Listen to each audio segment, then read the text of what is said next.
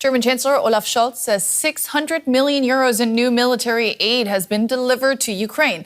Scholz was meeting with Volodymyr Zelenskyy here in Berlin as the Ukrainian president tours European capitals to secure more money and weapons for his nation's war with Russia.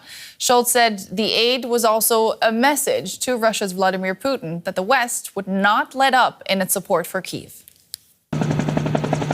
As Volodymyr Zelenskyy landed at the Chancellery in Berlin, there was speculation about the contents of what he's calling his victory plan. The details of that are not public, but it is clear the intention is to force Russia to agree a diplomatic end to its war in Ukraine and give Kyiv a strong negotiating position. Today I will present the plan to Olaf on how, in our view, to force Russia to end this war. That is, how to end this war, hopefully no later than in 2025, and guarantee that aggression will not be repeated. This plan is a bridge to hold a productive peace summit that will truly put an end to the war. Zelenskyy thanked Scholz for the assistance Berlin has already given, and he stressed the importance that the supply of military aid from the West does not decrease. Scholz said Ukraine could rely on Germany for help. By the end of the year, we will also deliver a further military support package worth around 1.4 billion euros to Ukraine with the support of our partners Belgium, Denmark and Norway. This includes additional Iris-T and Skynex air defence systems, anti-aircraft tanks, Gepard tanks, howitzers, main battle tanks, armoured vehicles, combat drones, radar and artillery ammunition. That support will be welcome to Ukrainian forces and the civilians who face the effects of Moscow's onslaught. As winter approaches and with talk of peace in the air, their determination to hold out continues to be put to the test. Yuriy joins us now. He's an advisor to the Ukrainian Ministry of Strategic Industries. Yuriy, welcome back to DW. Now, why was it so important for Zelenskyy to meet one-on-one with European leaders after President Biden had to postpone the Ukraine summit scheduled for this weekend? Good evening, Nicole. This trip by President Zelenskyy was a very important opportunity for him to discuss our victory plan in person with the key strategic partners of Ukraine in Europe. And I would like to agree with the comment that we've just heard earlier, that this tour by President Zelenskyy and all of the meetings that he held in Europe, they send a very, very strong and clear signal to Russia, because it is clear by now, and it's almost 3 years into this aggressive war, it is clear that Russia understands that it cannot defeat Ukraine militarily. And this is why Russia is hoping that it can somehow dissuade the Western partners of Ukraine from providing military support to Ukraine, from providing financial support.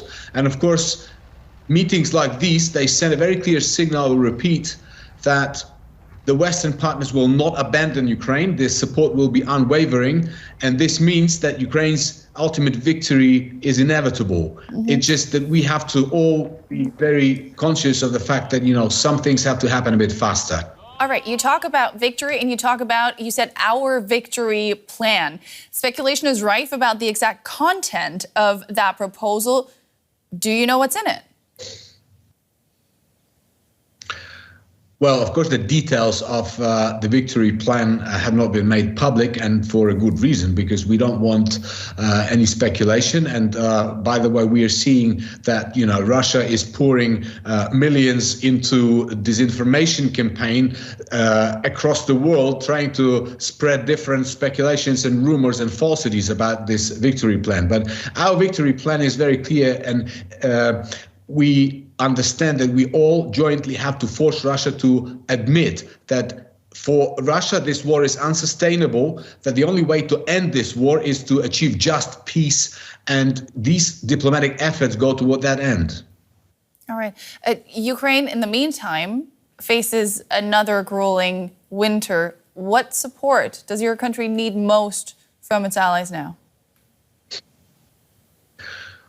Well, yes, the winter will be a very challenging period for Ukraine. because of the difficult situation on the front lines, because of the dire situation in Ukraine's energy infrastructure that has been almost obliterated by the Russian missiles and drones. This is why all of these issues have been subject of the meetings that President had with his partners in Europe. You know, he was talking to them about the need for more air defense systems. He was talking to them about the need to ensure that, you know, the military aid is uninterrupted, because we need to hold the front lines. So yes, the winter will be challenging, but visits like this give us reassurance that, you know, we will hold on, and we are on track towards implementing our victory plan in due course. We heard Olaf Scholz saying Germany has just delivered more military aid. How will that help your country?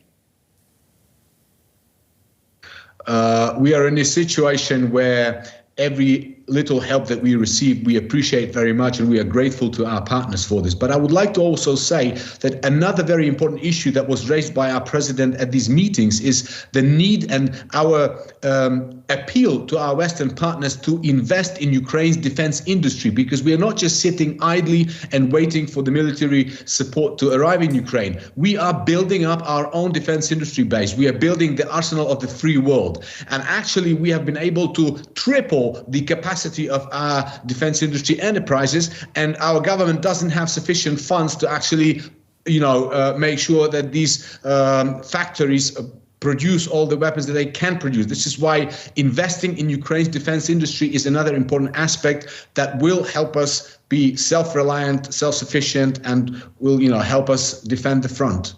There's something else that your president has been pushing for internationally, and I'd like to get your take on it. Are you disappointed that Ukraine has not, or as far as we know at least, received the go-ahead to use long-range weapons to strike deep inside Russia? Well, Nicole, I would be probably insincere if I said that we are happy about this indecisiveness on the part of our partners. At the same time, we do understand the concerns that they have, and we continue to talk to our partners on a daily basis. And of course, our president uses every opportunity, including the latest visit, to relay our vision of how this issue should be resolved, because, you know, we are entitled to such strikes by international law. It is our right to self-defense. We are already successfully using Ukraine-produced long-range deep strike drones, for example, and the rocket drones that we produce in Ukraine to strike Russia inside Russia, because the only reason we need that permission is to be able to degrade Russian war machinery, to make sure we disrupt their logistics so that they bomb us a little less, so that it's not easy for them to resupply their aggressive troops on the front lines. So we really hope that sooner rather than later, that permission, that decision will be taken, and we will receive the weapons that that will increase our defense capability and will bring peace closer, actually.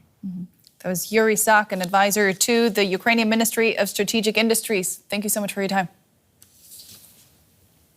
Thank you, Nicole.